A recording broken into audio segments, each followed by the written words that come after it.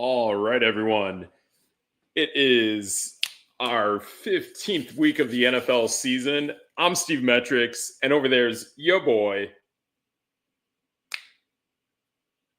Oh, he's frozen. He's Oh frozen no, in time am and I space. frozen? Oh, now you're back. Now you're back. Awesome. That's no debate. So we got you back. But how about it? We got we're getting to the fantasy I playoff hope so. season. Yeah, absolutely. And we also got some NBA action, really good NBA action last night. And I know people been saying really good things about the games throughout the Cup, but pretty cool for us here in Milwaukee with the NBA Cup. How about our Milwaukee Bucks?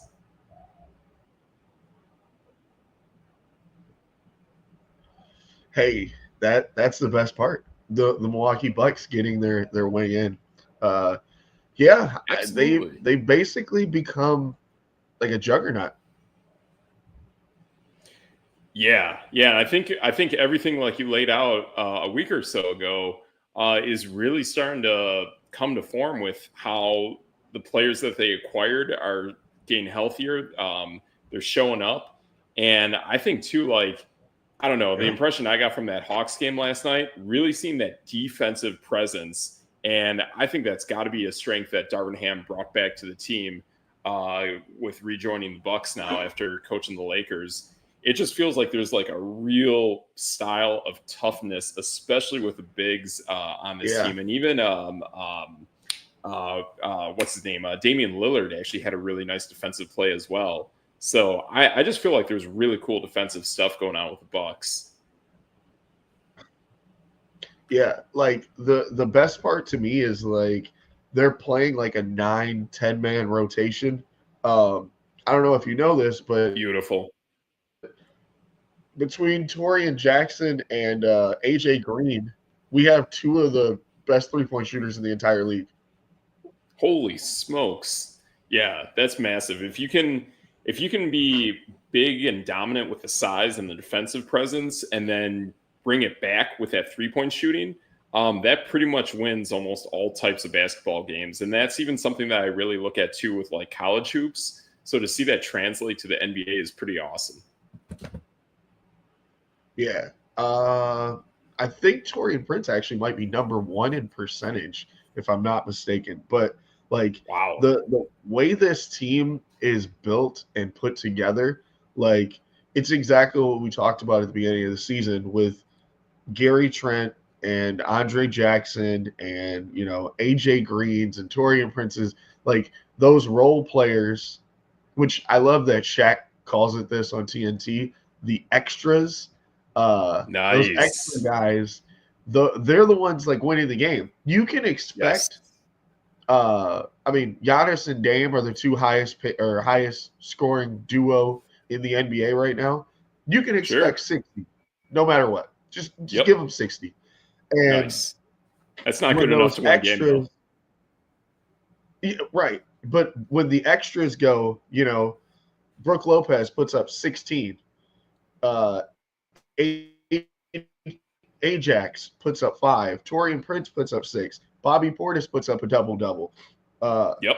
AJ Green puts up 9. And then guess Yep. what? Chris Middleton is trickling in there now. Like Beautiful. uh, I love what Doc said about him. Doc said he's our point guard, and I was like, Sure. that kind of makes sense. I actually like Absolutely. that idea. Yeah, absolutely. Having him run the point and having Dame be that clutch shooting guard in like a Kyrie Irving role is money. Like you got to have your guy Yep. who's just a stone cold assassin shooting, but then you have to have a guy who can orchestrate and quarterback that offense. And Middleton is definitely that guy for sure.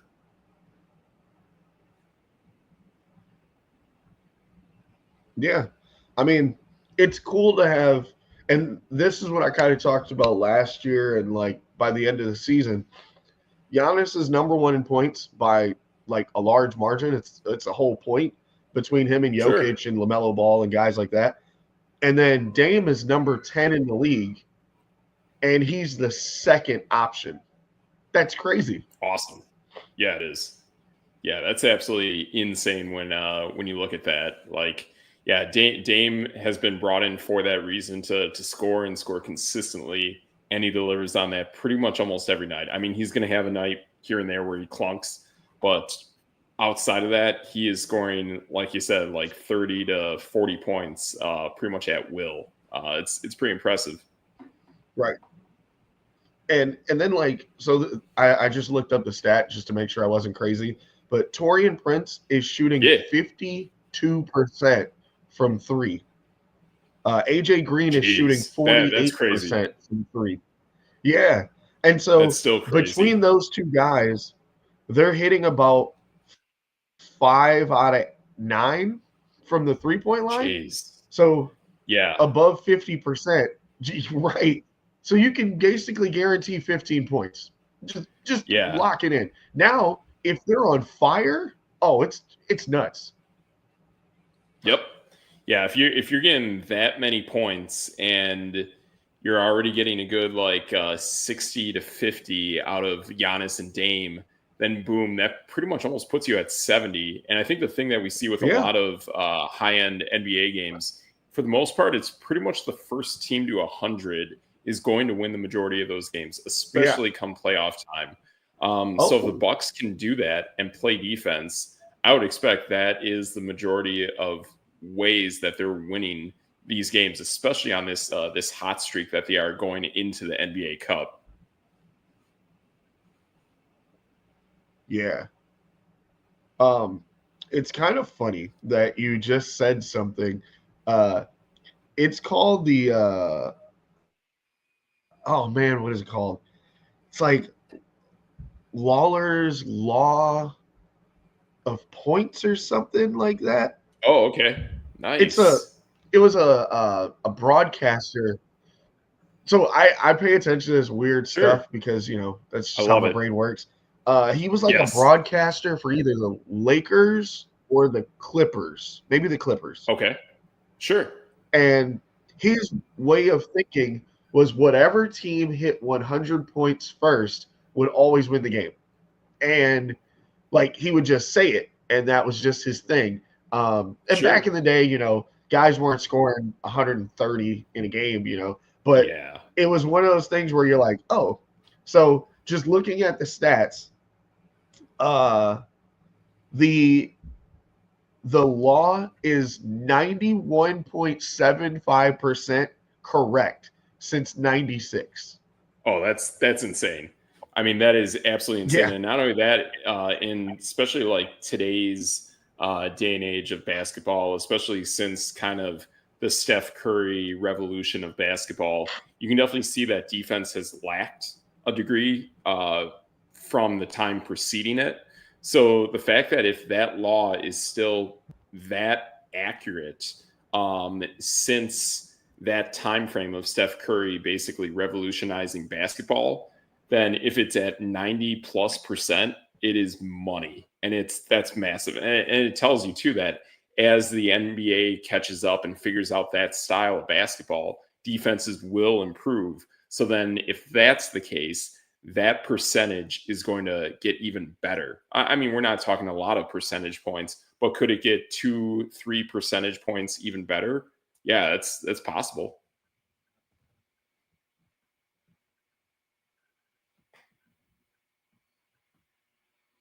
And it is such a great stat. It froze your boy DJ Triggs. Are you there, Triggs? Uh-oh. I think I have lost him. Let me see if I can get him back. Okay. All right. So he is offline at the moment, but he is be back here shortly, and hopefully he can bounce back in here. But yeah, I mean that's definitely the thing that we're seeing here with the Milwaukee Bucks, and especially with how you can win those basketball games. And I mean, just kind of looking at the standings and kind of seeing how games are developing here, you can definitely see that if you're scoring 100 and you're keeping your opponents below it, I think it's really going to result in some real solid wins, to be honest. And wait, is he here? He's loading. So I'm back. let's. Oh, there he is. He's back. Yeah. Let's.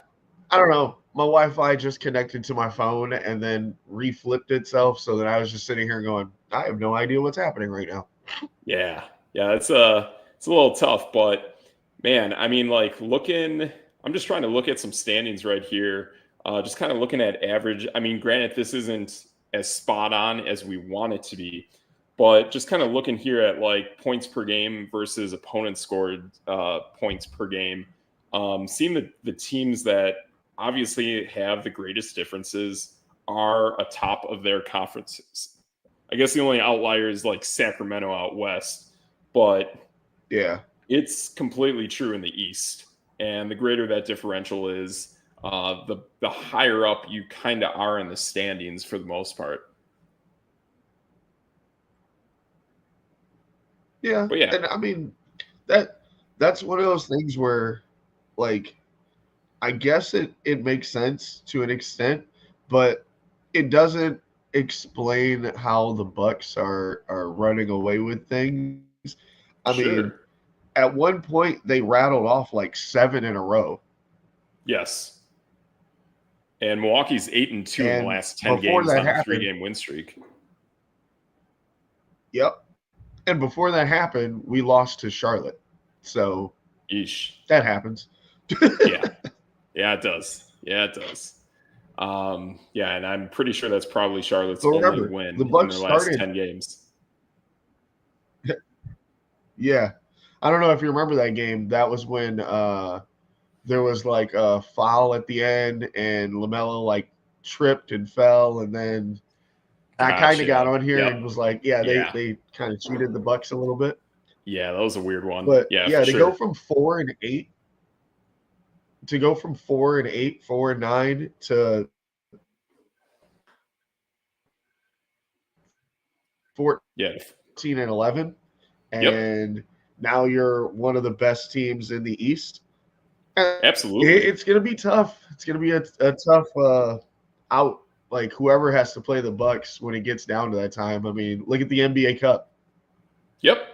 Yeah, I mean, like right now coming up, they are going up against Oklahoma City, and I don't know, like it just kind of looked like from the flow of the game that was going on with the Houston Rockets that they pretty much had them outmanned pretty much the majority of the game.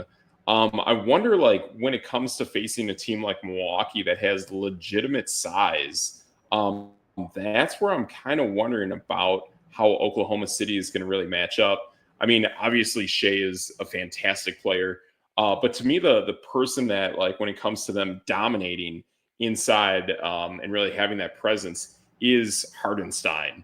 I think he's really a game changer, at least from the matchup I saw against the Rockets. And the Rockets are no slouch. I mean, Sengun is really, really solid inside. But it just Yeah. seemed like they were just completely outmatched for the second half of that basketball game. And when you're going up against Milwaukee, you're going to be seeing size 24/7. I'm just a little concerned about this Oklahoma City team. I mean, they're a great team for sure, but I don't know. To me, Milwaukee looks completely different than Houston does, from what I saw. Right. And even, I mean, yeah, like, they're a great team. Obviously, I think they're number one in the West, if my brain Yeah. is working correctly.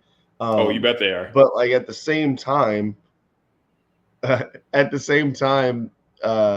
doing this without Chet Holmgren, which Yeah, they are. Chet went down, and it was like, okay, like, are they going to be able to hold up? Well, guess what? They got Hardenstein from New York, and most people didn't even bat an eye at that. They just kind of were like, oh yeah, that guy got picked up. Well, no, that guy is like, he is hooping, Yeah, he's and money, man. making you Absolute remember money. like this. Yeah, he put up 20 and like 8 last night, and it was just like, oh, I didn't even know he had 20 points. Like, where did that come from? Absolutely. Yeah. I mean, it was some lob action. To me, it was almost like Giannis, where you just kind of like bully your way into the paint and then you make that play happen. He looked really, really solid. He got some solid shooting from Lou Dort. Yeah. But yeah, I mean, it makes you realize too And that like they can really add some crazy size once they get Chet Holmgren back. yeah. And that's kind of the thing is like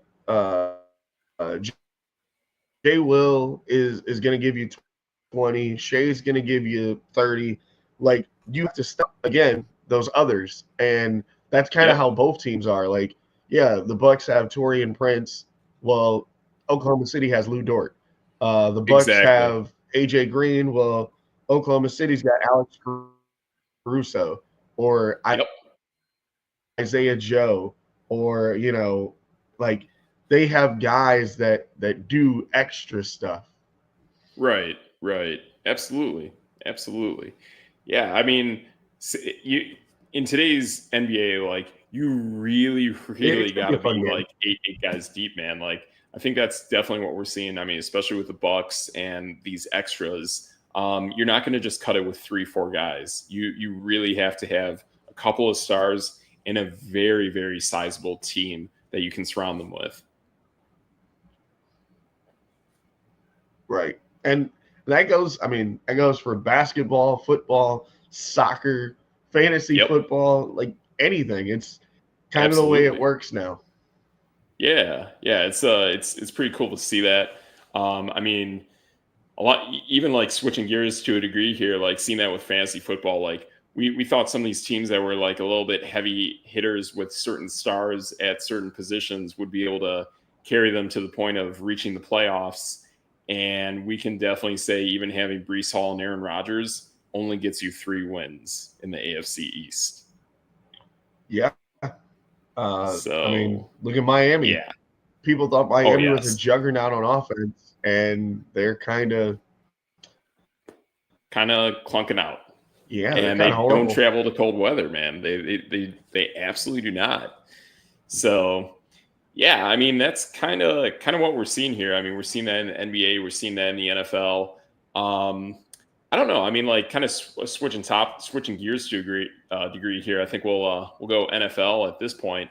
But seeing like I don't know. I've been watching a good amount of Philadelphia Eagles games this season, and I don't know if you're Uh-oh. feeling it. I mean, I love watching Saquon Barkley play. I love seeing that offensive line. Even if Kenneth Gainwell's back there, that guy can produce. But I don't know, man. I just don't like the way that I'm seeing Jalen Hurts play. And to me, he's making really odd progressions. Granted, if they get to the goal line, they can do the brotherly shove. He's okay at seeing guys doing crossing routes, but it seems like when they're in the open field, I just don't see Jalen Hurts really maximizing the ability of your slot players, whether it's the tight ends or a guy who is an actual slot receiver in like a Jahan Dotson. I'm just not seeing it. And I don't know, maybe there's some plays with running backs too, but like it's not even like they're really making plays kind of in the open middle of the field like a Josh Jacobs does. It just feels really, really clunky with this team. And then there's times where Hurts scrambles and doesn't get much out of the yardage. It's pretty choppy to me. And granted, they have a really good defense. They have some really strong pieces on offense. But I feel at some point there's going to be a team that stops Saquon Barkley and it's going to shut down almost that entire offensive production, in my opinion. Yeah, I mean that's true.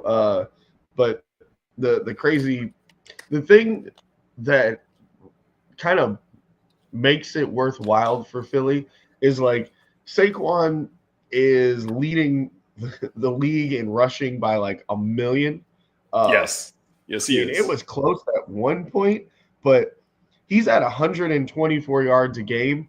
There's only one other player in the NFL over 100 yards a game, and that's Derrick Derrick Henry. Henry at 108. So like, Yeah. and he's got him by nearly 20 yards. Jeez. The Yeah, that's there's massive. not a there's not another player in the league above 90 yards. Right. Right. Yeah, Man, And so it's easy to say, hey, someone might stop Saquon at some point, but maybe not. yeah, Like, it's totally guys, true. he's It's putting up totally, video game numbers, yeah, he is. and you're just kind of going, well, Saquon's doing Saquon things, like Yes. 1,600 yards at this point is nuts. Yes. And this is a team that definitely invests and fortifies their offensive line, and it shows. Um, Man, I like it just feels like every time he gets that ball, like he is running to open field. I also think too that with him running in this style, I think this is a guy who is kind of playing the game in a style that is not necessarily one who wants necessarily just to win MVP. I think this is a guy that is running so hard that he really wants to, more than anything, show it to Joe Sheen and get Joe Sheen fired from the New York Giants. I think that's why he's running so hard every single game.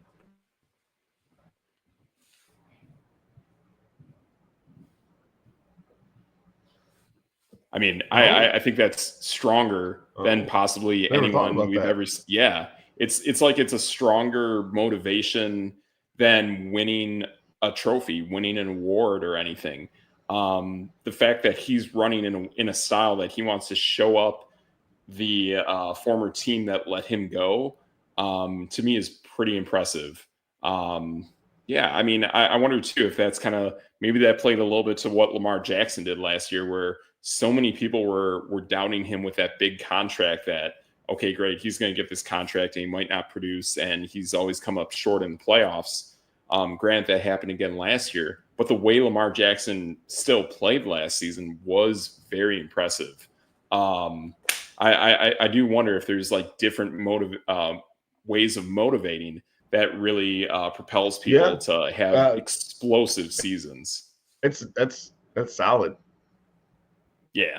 So I thought that's kind of cool. We'll see how it turns out. I mean, I hope I'm pretty sure he'll make it. Will he actually get that MVP? That's where I wonder a little bit, because if I'm the Eagles, you got to start looking at the playoff math out there. And to be honest, they're probably looking at no worse than a 3 seed, to be honest. And if that's the case, I would definitely want to scale back Saquon a bit to make sure he's ready to go in the playoffs. So ramping up Kenneth Gainwell to me is definitely the path that you want to go. And I mean, Gainwell in his few opportunities that he's had to produce, he can absolutely produce. And for fantasy too, like if you have that ability to add a Kenneth Gainwell to your roster and you have the room for it, I think Kenneth Gainwell is absolutely a massive addition for any fantasy team. You there, Triggs? Uh-oh. Let me see if he's showing up here. Um, where you at? All right, all right. So we're having a few connection issues with your boy TJ Triggs, but that's kind of the thing that I'm seeing there too. Um, cool thing I noticed too from that Carolina Panthers game is you are seeing a much better um, polished and a much better, well, I guess, confidence of a guy like Bryce Young. I think the way Bryce Young is playing with the Carolina Panthers right now is really, really cool. He's taking plenty of snaps out of shotgun. He's doing some plays under center that look all right. The way Chuba Hubbard is actually running that rock is pretty solid too. But I really like the ability that you're going to see out of the Carolina Panthers offense really moving forward beyond this season. Xavier Legette's an excellent wideout that they added from the first round of the draft. Guy took some really nasty hits in this game against Philly, so that's something that I'm a little concerned with. And kind of dropping that ball that looked like a really good touchdown pass was kind of a bummer. But I think Xavier Legette's a guy who can make some big time plays moving forward. Adam Thielen in the slot. for as long as that guy keeps playing football. I think that guy is going to be a really good player to have. Got to watch out the hamstring issues a little bit, so that's a little bit of cause for concern. But seeing the way that Dave Canales, granted they don't have a lot of wins, but seeing the way that Dave Canales is growing this team and having close games against Philadelphia, Kansas City, and Tampa Bay lately, to me has really shown that growth that's going on with Carolina Panthers. So if you have any games where you're betting on them, especially today coming up in just a few hours against the Dallas Cowboys, I know they're a betting favorite. I would go with them to at least. It's so weird. I mean, it's so weird seeing them as a favorite in this game. But could they? This is where it's tough. Where I mean, you possibly want them to cover, but now that they're the favorite, it kind of gets weird where you don't have the benefit of them losing. You have to have Carolina to win this game.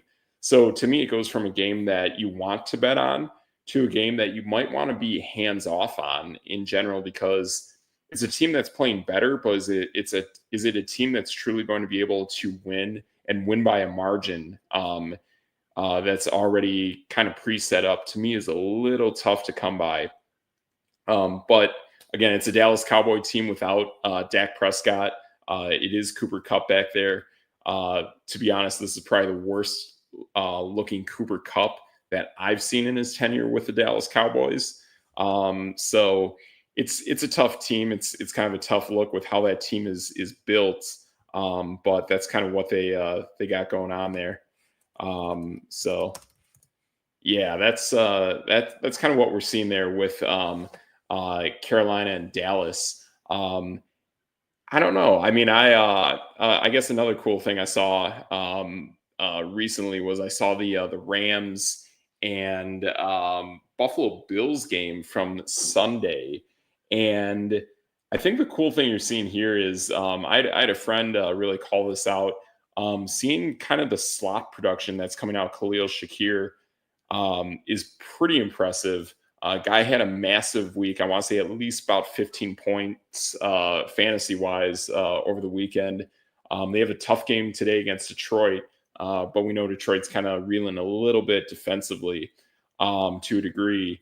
But seeing the way that Buffalo is really maximizing the production of that offense tells me that I think Buffalo they're either going to be the best team in this conference or they're probably going to be about the second best team in this conference.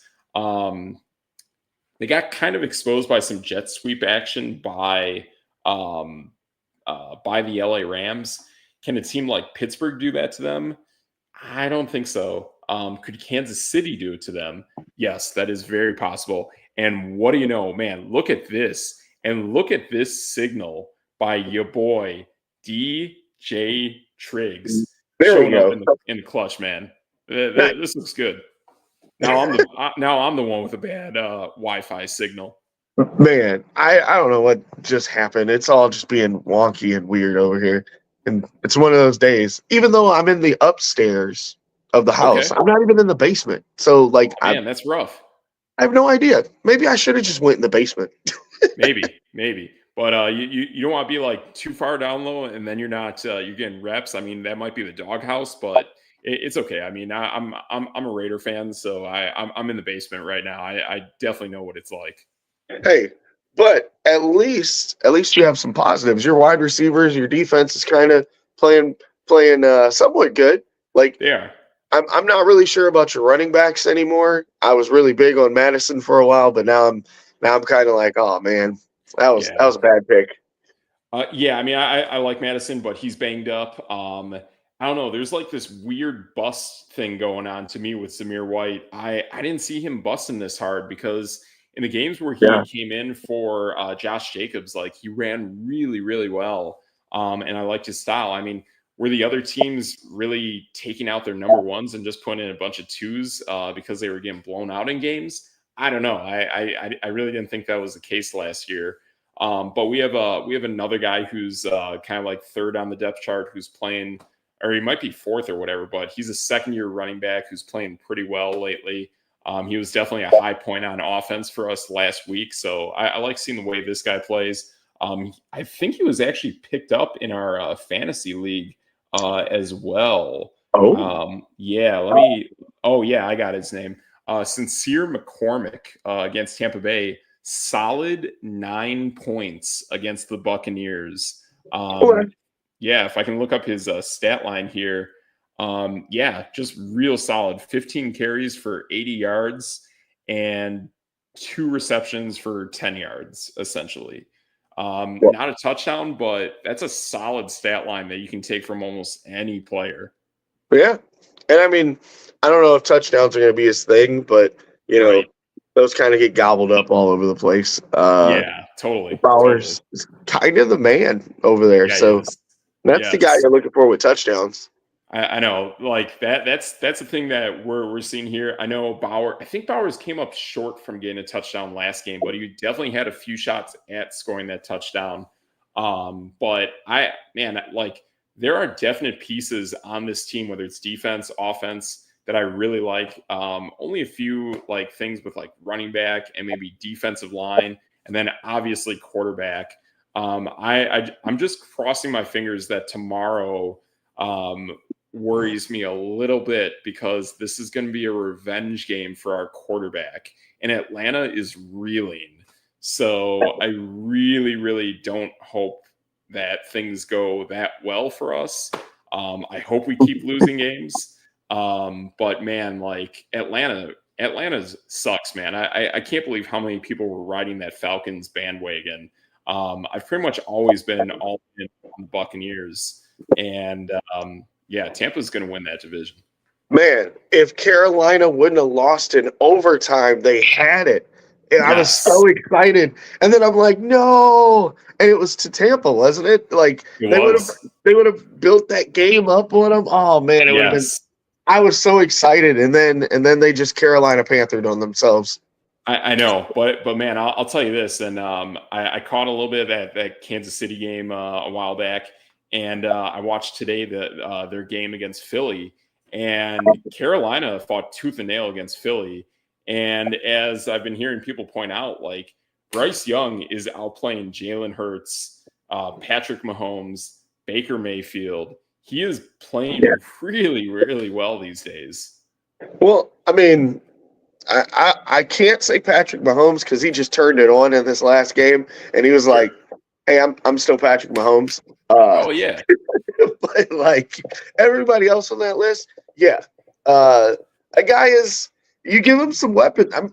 My crazy pickup that I got about a week or two ago was Adam Thielen in yes, one of my big leagues. So like, nice. I'm like, all right, I'm thinking Adam Thielen might have got himself a new contract or something right there. Yeah, absolutely. Like, yeah, I think Thielen. I mean, if they can re-sign that guy, I think he's in a good spot. He definitely like has a thing. I mean, this is a guy who was a red shirt walking onto the Vikings in a crazy, crazy tryout. So I think the fact that he had such a great career with the Vikings and then Yeah. bounced his way to Carolina. And I mean, I've heard some good things about the Carolina Charlotte area. I mean, even just north of like Savannah, Georgia, where that golf tournament is held. Like you got some really nice country down there. So I think it's a cool place if Thielen can keep himself there, get a nice contract. It'll work. Yeah, that's the best you could do is just hope for a contract. Absolutely. So good stuff. Yeah. So hey, shout out to this guy. I don't know who he is, but Yeah, good yeah. deal. I was reading that We'll too, take and him, I'm man. just kind of sitting there going, "What is that? Does he think Yeah. we're Mr. Beast?" Okay, cool. Yeah, I don't know. Yeah, what's going on there, but well, shoot, we'll take it, man. We'll take it. I'm in. So that's a win, man. But yeah, like it's some pretty cool stuff going on. That we're seeing the Tampa Bay or the Carolina Panthers actually competing. Man, I'll tell you this, like they are a sneaky, sneaky team that I kind of already got my radar on for a team that could win that division next year. I mean, that division is so wide open that I really hope that they nail it in the draft, maybe get some free agents. I think they screwed up by getting rid of Deontay Johnson. I don't know what that was for return, but I mean, you can tell he's already really unhappy being a Raven. Yeah. Um, he thought he was going to go in and be like a number one, maybe, and He should he's be. not. Yeah, Yeah. and he's not even getting playing time. Like they're running 12 personnel so much, and to be honest, it's pretty much always Zay Flowers, and if not him, that's Rashad Bateman. That they don't really want to utilize a Deontay Johnson for anything, which is bizarre. But yeah, he's not the first kind of interesting wide receiver that we've seen get a little frustrated. Even Zay Flowers was showing some frustration early in the season as well. But that said, I mean, like watching Lamar Jackson play quarterback this year is like the best quarterbacking you're seeing out of that guy. So it is kind of a bummer to see some weird stuff going on the receiving core. Yeah, and it's one of those things where like you wonder like what he was expecting, but Right. I don't know. There's enough mouths to feed over there. Like, was he going over there thinking he was going to get like 1,000 yards or something ridiculous? Like, Yeah. that's not what they do. Like I was talking earlier, but Derrick Henry's number 2 in the league in rushing, so they kind of have their identity. Yeah, they know what they do. They run the ball when they want to throw it. They want to throw it to high percentage targets, whether they're tight ends or Zay Flowers. That's how they roll. Yeah, And allow Lamar to be able to make a play and create on the fly in more of a Mahomes kind of style. And we're seeing that. So I like it. It's all good football. It is what it is, but definitely needs to find a better situation for Deontay Johnson. That's for sure. I think he could go back to Carolina. they might not need him now. I mean, let's say they get late Xavier Legette back and then draft a wide receiver. Right. Do they need a veteran who's going to take $10 million? Probably No, not. not at all. I mean, that can essentially buy you an extra player. What what if we're looking at Travis Hunter going to Carolina? Yeah. And I know there's a lot of talk about him being a two-way player, but I'm going to tell you, man, in the NFL, it's not going to work. No, no. It's just not going to work. He's And going to find his way on defense for sure. I actually I like him on defense a lot more, but you get paid when you're a wide receiver, you know? You do, but for his talents and as difficult as the NFL, I mean, it's the NFL, it's not college. True.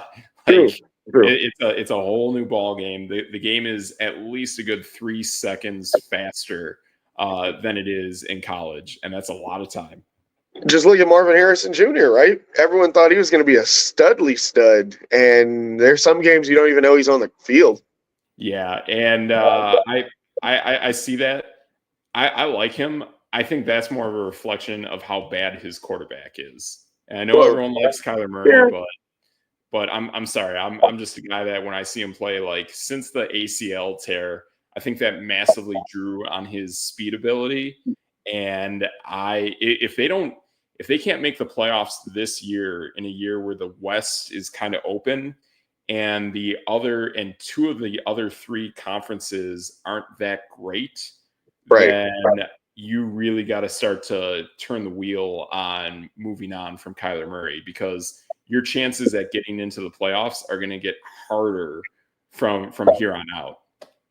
Right. And that's the thing. It's like San Francisco's going to come back. Yeah. Seattle's kind of Seattle. Yep. And you're looking at a division that's kind of winnable. It Like is. The Rams could win that division. I actually think they're probably going to. It's crazy. Especially if the Packers can take care of Seattle today. Yeah.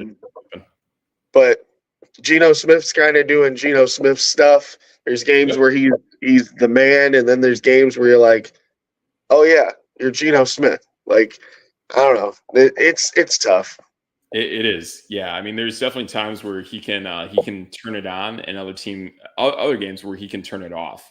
I would say this is a game that if I could do the bet on like underdog and say, hey, so-and-so is going to throw an interception, I could definitely see Geno Smith throwing an interception today, especially to your Xavier McKinney. That guy's just a hawk for the football. I could see this being that kind of game where that happens. Yeah, I mean, I'm not against that. Exactly. So that's no debate right there, man. I think that's kind of a solid thing we're seeing there, and we'll see what happens. So, hey, while we're kind of bouncing around doing these games, I'd say we're ready to make some picks, man. All right. You run them down this time. My hands are moving all over the place right now. You run them down and we'll chalk them up. Yeah, I got you. Let me find these games that we got. All right, cool.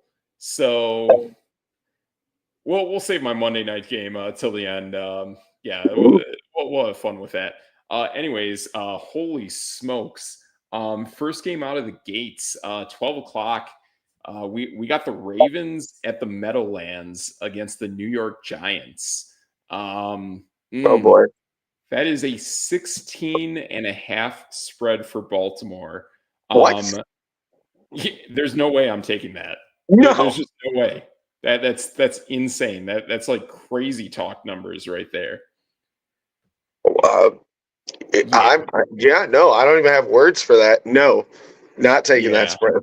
I would take the Giants at pretty much even money every day of the week that I can get that. Wow. Yeah, no. Just Giants. Yep, absolutely. So there we go. We're on the same page there. And then we got the battle of the bottom of the league for position in the NFL draft. We got the Jets at the Jaguars. Jaguars are underdogs by 3.5. Yeah, this might be the one game the Jets can win. I can see Aaron Rodgers kind of came out and bashed a bunch of talking heads. So usually he plays better after a game like that.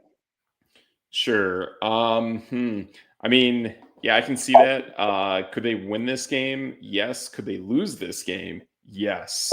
But I do like the even money on the Jets to win by 3.5 or more. So win by 4 or more. Why not? I'd be with you on that. I would take the Jets for even money to win by basically 4 or more. Yeah, as much as I like Rodgers talking a lot of mess, he's one of those people that likes to say "I told you so." So, like, right? I think he wants to win this game so he can come on McAfee on Tuesday and just be like, "Yo, told you so." Great 4-win team. Good job. So there you go. And again, too, our game where we actually pick where we have the Cowboys at the Panthers. Panthers are a 2.5 point favorite on the Cowboys. Yes, I'm in. Okay.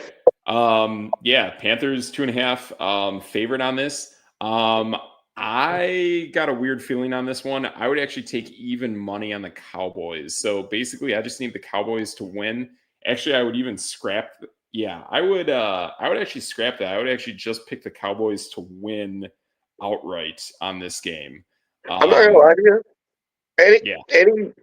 Any spread or anything on the Panthers, I'm going Panthers for the rest of the year. Hey, that's not a bad option. They are playing really, really good football these days. It's actually really enjoyable to watch. And I don't think you might be able to check this. I don't think they're mathematically eliminated, right? Oh my goodness. Are they mathematically eliminated from the playoffs? We are looking at the standings of the NFC South here. And oh my goodness, you are correct. They are not mathematically eliminated from the playoffs at all. The only NFC team that is mathematically eliminated are the New York Football Giants. Yeah. So until the Panthers are eliminated, I'm going Panthers every week. Interesting. Yeah, that's pretty wild, man. I like that. That's pretty cool. Speaking of a game that's from interesting to kind of we got the Commanders at the Saints. I do like the Commanders with a spread of 7.5, though. I don't know about that. That seems a little bit much. I'm gonna take it just because the Saints are like it's hard to watch them play football. Oh, they also have a third string quarterback playing today. So yeah, I'm with you on that. Commanders could definitely win by more than a touchdown for sure. I'm gonna say double digits for sure. Yeah. Yep. Yep. I'm with you on that. So good deal. Even money there, and that sounds like a winner. We got Bengals at the Titans. Bengals are a 5.5 favorites on the Titans. Granted, like Bengals got some bad defense, but man, they play good football on offense. I think right here, I would just flat out take the Bengals. I might have to give up on the spread, but I would take them on the money line. If the Bengals had like a halfway decent defense, Joe Burrow's the MVP. Exactly. That is true, man. Like he is totally balling out in games this year. Mm-hmm. Yeah, yeah. But when you I mean, lose games like 40-39, like what there's can you nothing do? you can do. There's nothing you can do about that. I mean, your job is to play offense, score points. He's doing that week in, week out. So I like it. Looks like he's starting to heal up pretty nicely from that wrist surgery. So real good stuff there. Man, Um, yeah, you would that was not tough. want to see them in the playoffs if they somehow got in. Yeah, if they squeak in, that is terrifying. Yeah, I mean, I think they would need they need either the what would it basically be the Broncos to fall out? Because I know the AFC is pretty much locked up for the most Yeah, part. yeah. Yeah. Yeah. If we look at that stuff going on in the playoffs for the AFC, Or maybe to catch a Pittsburgh. I don't know. Pittsburgh's far away, man. Oh, they are? There's only four. Every team outside of Buffalo or outside of the Rams and Niners has 4 games left. The outside of any tiebreakers, the Broncos are 3 games ahead of the Bengals. Oh, really? Holy cow. Oh, Yeah, man. it's far, man. If it was 2 games, I could see it, but mathematically, we have a 3-way wild card tie at 8-5 between the Ravens, Chargers, and Broncos. Oh, yeah, Um, it's over. Oh, wait, actually, you know what? The Chargers might. I don't trust them. yeah, they could fall out. Yep, yep, I'm with you on that. The only other teams are the Colts and the Dolphins, but you and I are on the same page that those teams really aren't that good. But the No. Bengals are good. If they can play defense at all, they're going to win pretty much the majority of their games. And they've been screwed out of some games too that I've seen, especially that Chargers game. Yeah. So yeah, they've had some weird losses. That team is much better than being a 5-8 team. So I can feel with them considering how my fantasy season went. And I feel like I'm better than a 5-9 team, but it is what it is. I'm That's with debate. you there. Yeah. So, yep. So we got that game. Going back to the other games going on here. Who do we got? Let me see this. All right. So after that, we got the Dolphins and the Texans. Dolphins are pretty much even money for a 2.5-point spread as a underdog. No. Wait, is it indoors? It would have to be. It's at NRG Stadium in Houston. You know what? I'm going to take the Dolphins. Yeah, I'm kind of with you on that. I mean, basically, outside of getting really whooped on by Winter against Green Bay, when they went back home, they played some solid football against the Jets. Yeah, I'm with you on this. I like them on the road against the Texans. Actually, the Texans are a winning team. No, the Dolphins can't win that game. Oh, okay. All right. I forgot all about that. They haven't beat like a winning team in 20 years. I don't know what it was. Oh, yeah. It's kind of a streak like that. But I mean, fantasy. If you can get a guy like Jonnu Smith, telling you, man, that tight end is money, and the fact that they're actually using tight ends now under Mike McDaniels, that's a definite plus. True. So after that, we got the Colts and the Broncos. I think you can pretty much already tell where I'm at this game. This is a 4.5 favorite for the Broncos. Who you got on this one, DJ Triggs? You know, I'm Bo Nose all the way. Well, Bo knows, man. Like it gutted me that I actually had to drop him from my fantasy team to make like this late season push to try to squeak into the playoffs. and now he's gone to the ages. But I'm with you on this, man. Like, dude, I love the Broncos, the way they're playing. I love seeing how Bo Nix is. Yeah, can they win by more than 4 points against the Colts? Definitely, man. Plus, Yeah. it's in Denver at Mile High, and the Broncos are coming off a bye week. That's no debate. Yeah, the Colts don't want any part of that. No, they don't. Speaking of a game I don't want any part of, the Patriots and the Cardinals. Oh boy, I really like the Patriots. Drake May he's been doing solid stuff, But besides that, nobody can name any offensive weapon that matters on that team. Right. And I kind of feel the same way about the Cardinals. Yeah. Yeah, no, let's not touch that one. Patriots? Yeah, if I had to bet this anyway, I would just take the Patriots straight up on the money line, plus 225. Wow. So, yeah, I like that. I like the double return on your investment. But considering I invest, I would not call this a good investment either way. I would just stay clear of that game and just root for the Patriots. Yeah. So, yeah. But I'm not even rooting for the Patriots. I'm just rooting for Drake May. That's it. I know. Like, Drake May, super likable guy, super cool.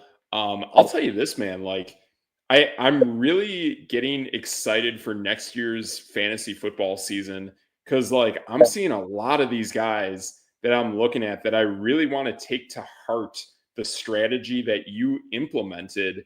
And it didn't win you a division, but it still got you into the top 9 to 16 of basically waiting on quarterback.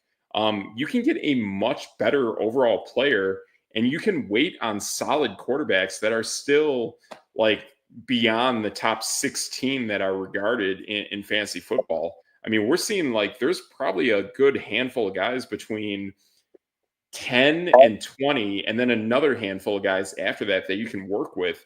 And Drake May is definitely going to be one of those guys next season. Yeah, I went from Bo Nix to Sam Darnold, so I'm okay. What a win! I know that is totally a win, and both those guys were like way outside the top 16. That's a total bonus, man. I like it. So yeah, good stuff there. Speaking of a really good game we got coming up, we got Bills at the 12-1 Lions. Lions are a 2.5 favorite on this game. Who you got? So I'm starting to hate Lions fans. Is that bad? That's fair. No, that's not a bad thing. I gave them a lot of leeway, and I've been telling Lions fans because they've just been popping up randomly. Sure. Question mark.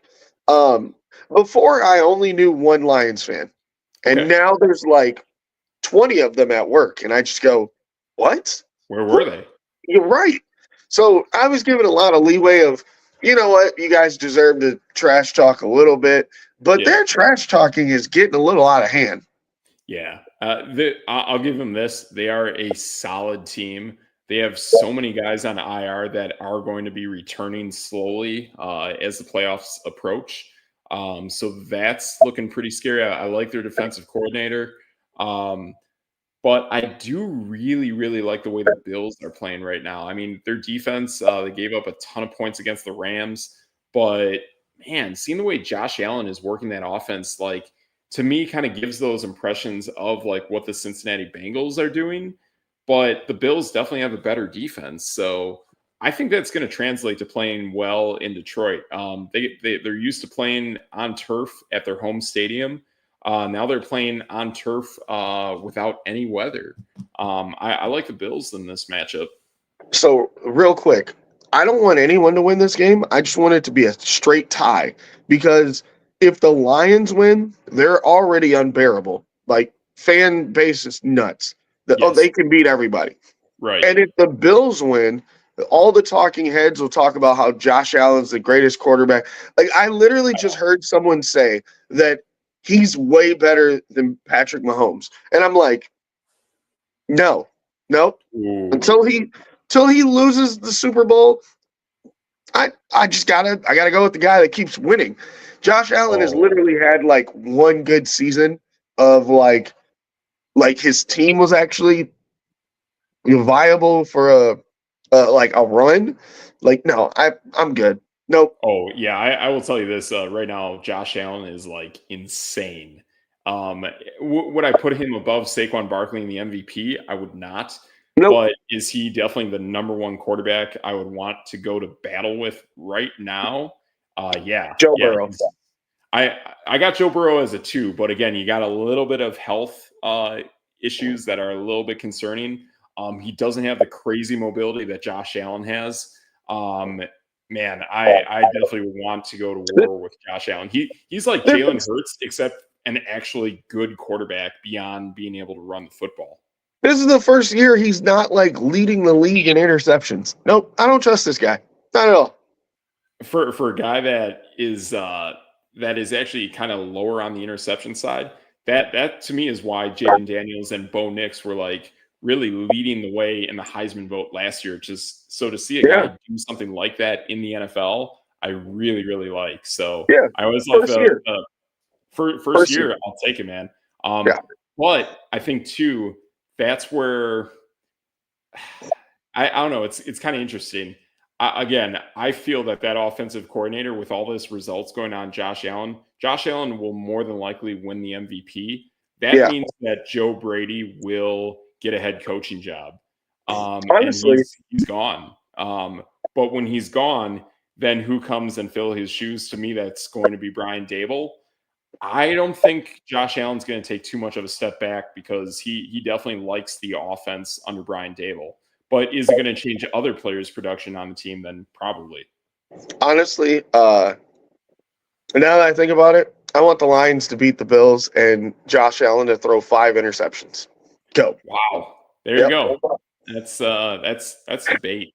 That's debate. I think. I want Saquon to get the MVP, to be honest. Like I'm kind of in that boat. Yeah, because I'm a little salty that what's his name, the running back from Boise State did not win it. I was really hoping that would happen because I feel like if that would happen, then there'd be more bias for Saquon to win it in the NFL. I agree. So yeah, I'm with you on that. So all right, so here we go. Speaking of a team that you and I definitely dislike, we have the Buccaneers at the Chargers. Chargers are a 3-point favorite. I'm going to say no. Chargers have to win, so Carolina gets in. Gosh, I can't believe I'm saying that. I know it hurts. But yeah, I'm locked up with my fantasy team. I know the Chargers have a real solid defense. So yeah, I'm with you on this. I'll take the LA Chargers to win at home against a Tampa team going cross country. And not only that too, I think LA might be getting some guys back. I mean, Gus Edwards is still running the rock. And they played their entire game last week without Ladd McConkey. That guy's clearly the best receiver on that team. You get Ladd back. I think that can definitely work out well for them. So we got 3 games left. This game we'll go with before we go to our 2 teams. We have the Steelers at the Eagles. Considering my rant earlier, you probably know where I'm leaning. Looks like here the Eagles, oh my goodness, are a 5.5-point favorite at home against Pittsburgh. I don't think the Eagles can make up that amount. I feel like this is going to be a last-second field goal.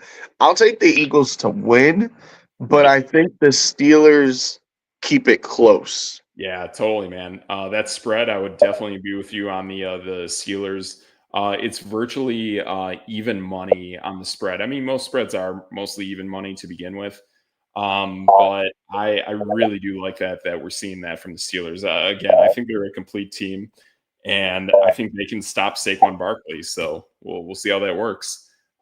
Second to last game, but this is your team. Green Bay on the road, 2.5-point favorite at Seattle. I'll take that. Yeah, I think I would take that too, actually. Better return than the money line, and basically saying that you have to win by a field goal or more. I could definitely see Green Bay doing that. I mean, I like Seattle, but I don't think they're as complete of a team as Green Bay. There's times where Seattle kind of lays an egg. There's times where Geno Smith just completely screws up on his progressions. Yeah, for that reason, I'm with you. I'm taking Green Bay and the points. Cool. Yeah, I don't really have much more on that one. I'm not a big fan of Seattle. I have a coworker that's a Seattle fan. Sure. So I would just like to wear my Green Bay polo when I go in. There you go. Very nice. That's it. And then, yeah, that would be it. We could be like Good Morning America, where they ran out of time to talk about the Monday Night Football game. Oh my goodness, there's actually two. I screwed up. Man, crazy. There's two Monday Night Football games late in the season. Right. Yeah, kind of weird. But the one that everyone will be watching is Bears and Vikings. That is 7:00 in Minnesota. Who you got? Uh, 7-point spread for Minnesota. oh, that makes it easy. No, it doesn't. I mean, at a certain point, Minnesota's got to lose. But I don't really care anymore because the Packers are already kind of sewed up where they are as long as they just win. Sure. And I kind of think they can beat just about anybody in the playoffs. So, like, I don't really like. I would like to see the Bears fans just hurt a little bit more. Yeah, I think they're going to. Yeah, 7 points is a lot, especially for a divisional game. But this is also a team that probably recently just fired their coach, and they may not be all in tune on defense. Yeah, so for those reasons, I actually like Minnesota in the spread. I'll take them to win this game, and Brian Flores is a solid coordinator. Yeah. I can see them winning this game by double digits, especially at home in Minnesota. Same. All right, man. The very last game, unlike ABC running out of time, we will not run out of time. My Raiders at home against the Atlanta Falcons. Atlanta is a 5.5-point favorite. Yeah. So Atlanta does nothing for me. I agree. Like the Bijan thing, like, okay, sure. He's not as hyped up as I thought he would be. Like, I thought he would just explode. Yeah. He's doing good things, like, but Kirk Cousins isn't. Like, they should just let Michael Penix play. Just give it to him.